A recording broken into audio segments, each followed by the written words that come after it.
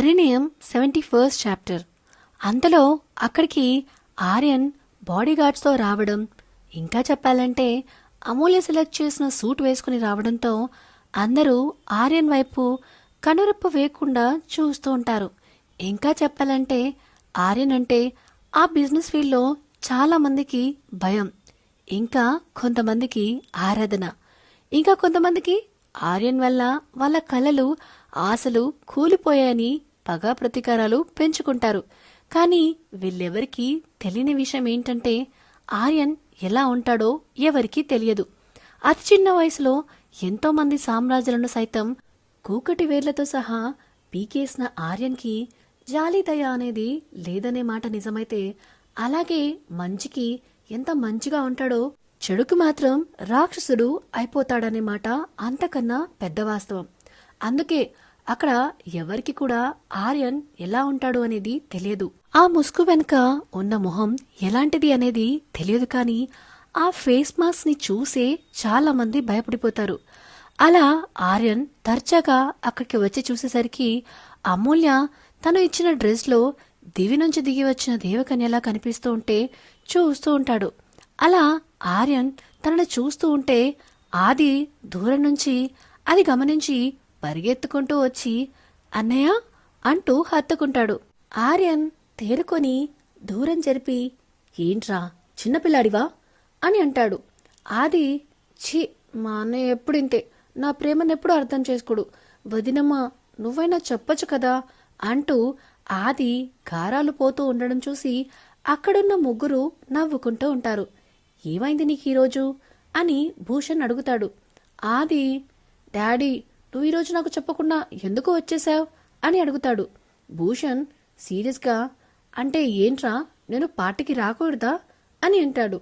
ఆది అలా కాదు, కానీ నువ్వెప్పుడు నాకు చెప్పకుండా రావు కదా, అందుకే అలా అడిగాను. అయినా అన్నయ్య ఎప్పుడు బిజినెస్ మీటింగ్కి ఇలాంటి పార్టీస్కి అటెండ్ అవ్వడు, నేనే అటెండ్ అవుతాను. మీకెలాగో మీ సంగతి తెలిసిందేగా, హెల్త్ బాగున్నప్పటి నుంచి అసలు మీరు బయటికి రావడమే మానేశారు. అలాంటిది ఇప్పుడు మీరు అన్నయ్య వచ్చారంటే ఖచ్చితంగా ఏదో పెద్ద మార్పే జరగబోతుంది అని అంటూ ఉంటాడు. భూషణ్ ఏ మార్పు లేదు, కానీ ముందు మనమంతా ఒక చోట ప్రశాంతంగా సెట్టింగ్ అవ్వాలి అని అంటాడు.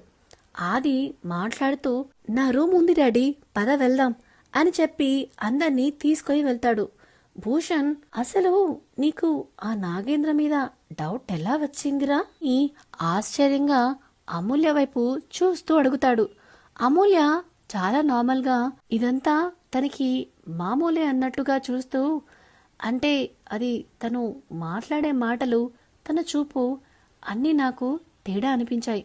అందుకే ఎందుకైనా మంచిదనుకుని ఆల్రెడీ రికార్డర్ ఆన్లో ఉంది కదా అనేసి పక్కకెళ్ళి మాట్లాడను అనడంతో, సో నేను ఎక్స్పెక్ట్ చేసిన విధంగానే నన్ను బ్యాట్ చేయాలని చూశాడు, బట్ అది కుదరలేదు కదా అని అంటుంది. ఆ మాటకి ఆర్యన్ అసలు ఏం జరిగింది అని అడుగుతాడు. ఆది కూడా ఎక్సైట్ అవుతూ అవును వదినా, ఏం జరిగింది చెప్పవా ప్లీజ్ అంటూ అడుగుతాడు.